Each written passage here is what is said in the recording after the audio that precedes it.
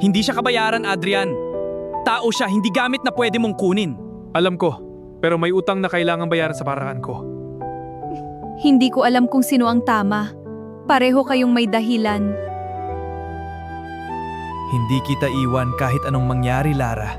Pero baka ikaw ang tuluyang mawala kapag ipinilit mo to. Nakakatuwa kayo. Parang kaya niyong baguhin ang sitwasyon na to. Hindi ko babaguhin. Ayusin ko to kahit mahirap para kay Lara. Kung seryoso ka, patunayan mo.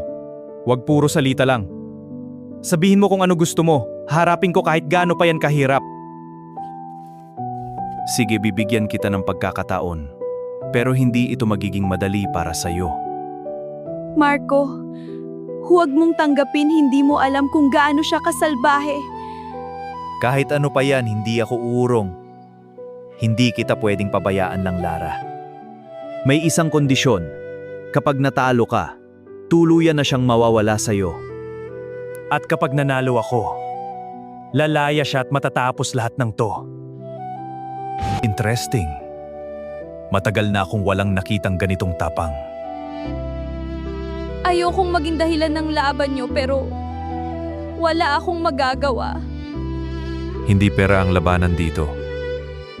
May gagawin kang mas mahirap kaysa doon. Ano yon? Sabihin mo na, handa akong harapin kahit ano pa yan.